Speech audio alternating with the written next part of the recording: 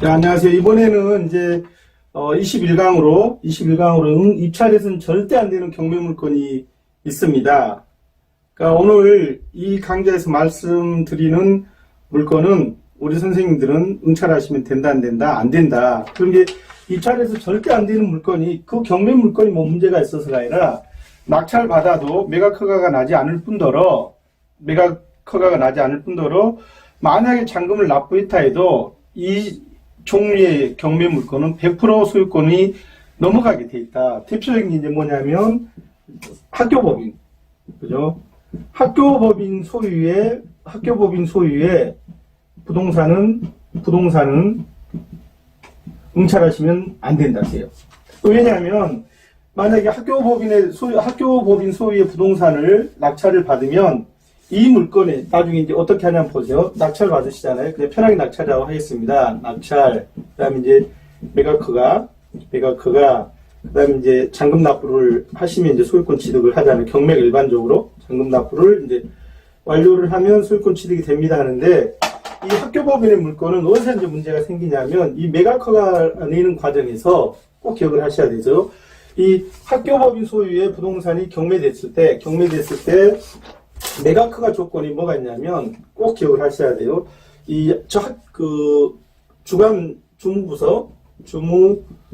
주무부처 장관의 소유권 이전 동의서가 필요하세요. 동의서가 필요한데 누구 앞으로? 낙찰자 앞으로 누가? 주무부처의 장관이 낙찰자 앞으로 이전 동의서가 누구 앞으로? 낙찰자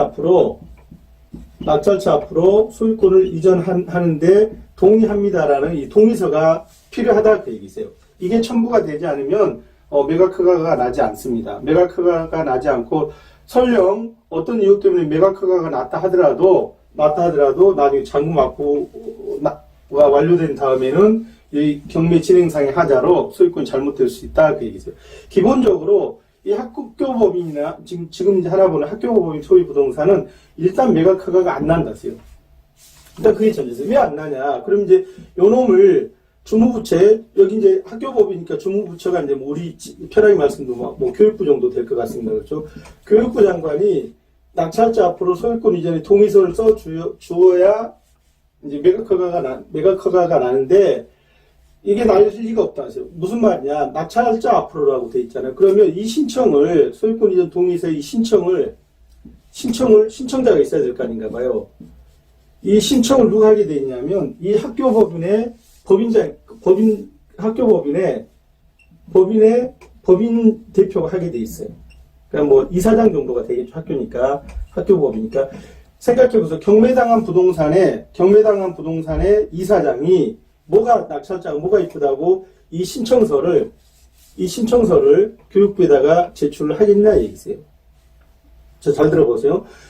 낙찰자 앞으로 주무부처 장관의 소유권 이전 동의서가 들어가야 매각 허가가 나는데, 그 신청서를 누가 그 주무부처에 내냐 하면 그 경매당한 부동산의 법인의 대표, 학교법이니까 학교 이사장 명의로 누구한테 이사장이 교육부에다가 이런 낙찰자 앞으로 소유권 이전하는데 동의합니다라는 신청서를 써주면, 그러면 이 장관이 그 검토를 해서, 무조건 해주는 건 아닙니다. 검토를 해서 동의서를 발급해서 법원에 제출을 하면 매각 허가가 나게 돼 있는데, 이 과정 자체가 성립할 수가 없다 하세요. 상식적으로 한번 생각을 해보세요. 뭐 짜고 치는 판이 아닌 이상해야 우리가 지금 일반 투자의 목적으로 어떤 그 학교법인 소유의 부동산을 응찰을 했는데, 그 학교법인 이사장이 우리를 위해서 동의서를 제출해 줄 거라고는 생각을 안 하시는 게 훨씬 합리적일 것 같아요. 그렇잖아요. 그럼 이제 두 번째는 이제 뭐가 있냐면, 종교재단. 이 종교재단 소유 부동산은 은근히 많이 나옵니다. 은근히. 그러니까 특히, 저는 이제 뭐 절에 다니니까 절 얘기를 좀 해도 될 것 같습니다. 뭐 그런다고 독실한 불교 신자는 아니고, 그냥 뭐 때 되면 하루 기억하는 정도인데, 특히 이 종교재단 부동산 같은 경우는, 특히 이제 조그만 그 개인 사찰이 어떻게 됐냐면, 실제 그 지주건데, 주지철인데 개인 사찰 얘기를 하는 겁니다. 등록은 어디로 돼 있냐면, 뭐, 불교 어디, 대한불교 어디, 뭐 이런 식으로 돼 있는 조그만 개인 사찰들이 꽤 많이 있어요. 그러니까, 사실은 이제 종교재산은, 기본적으로 종교재산은 이게 이제 저당권 설정을 하는데도 굉장히 많은 제약이 있는데, 그러니까 이렇게 생각을 해보세요. 어떤 스님이 자기 소유 절을, 그러니까 불교 종단에다가 이제 명의를 하기 전에 저당권 설정을 한번 했다고 생각을 해보세요.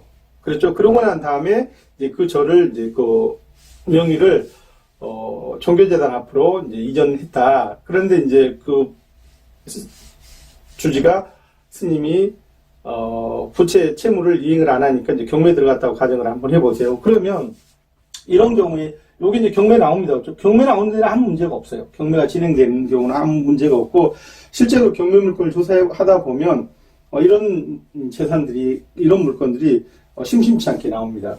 여기도 마찬가지다 그 얘기죠. 만약에 낙찰을 받으면 다시 매각허가를 내려고 할 때는 다시 누구의, 여기 이제 종교재단이니까 어디가 관할을 할까요? 아마 뭐 그냥 잘은 모르는데 뭐 문화체육부 같은 데도 아마 할 것 같아요. 그죠? 문화체육부 같은 데서 예를 들어 그 종단에, 해당 종단에, 뭐 대한불교 어디 종단에다가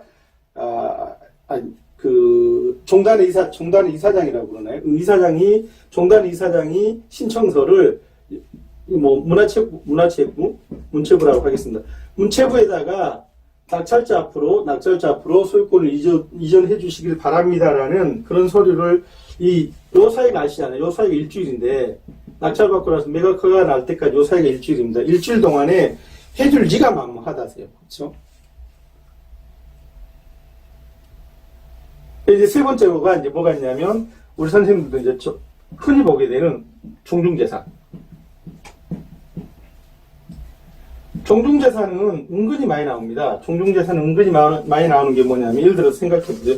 종중이 이제 명의신탁이 되어 있는 경우가 있고요. 명의신탁이 뭐 대부분이잖아요. 명의신탁이 되어 있는 경우도 있고, 안 그러면 실제로 상속받은 사람들이 쭉 이렇게 일본에서부터 쭉 해서 막, 예를 들어서 한 20명 정도가 지분 형태로 명의신탁 방법이 하나 있고, 요렇게 지분으로 되어 있는 경우도 있다고 가정을 한번 해보세요. 그러니까 명의신탁이면, 예를 들어 명의신탁 받은 사람이 홍길동이다.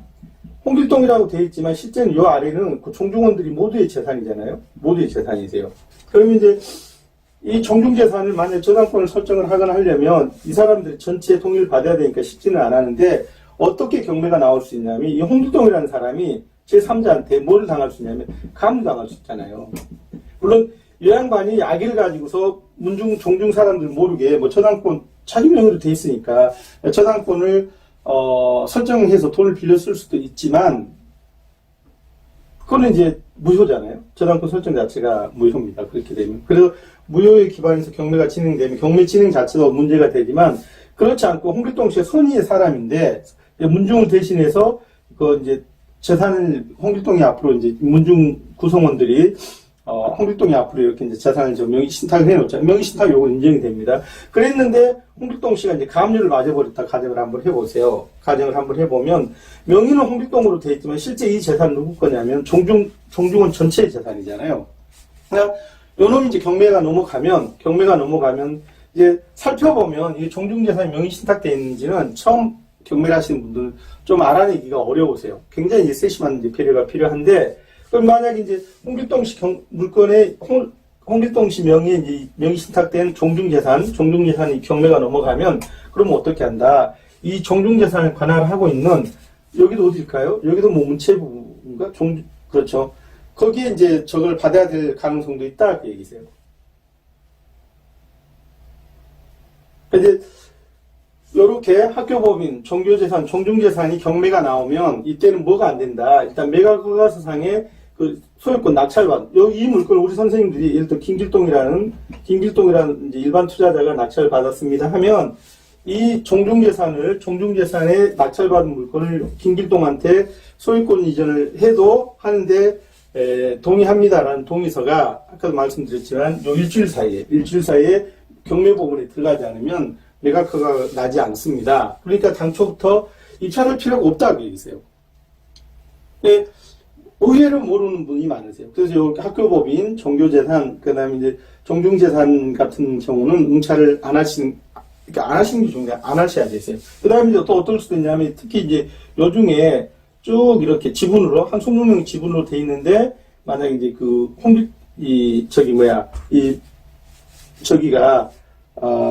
지분으로, 종중재산 지분으로 등록돼 있을 때도 요놈도 소유권 이전 받기가 쉽지는 않습니다. 그러니까 요거는 뭐 지분 투자하고도 관련이 되지만 어쨌든 당장 이 동영상 정도를 들으시는 분들은 이렇게 학교법인이라든지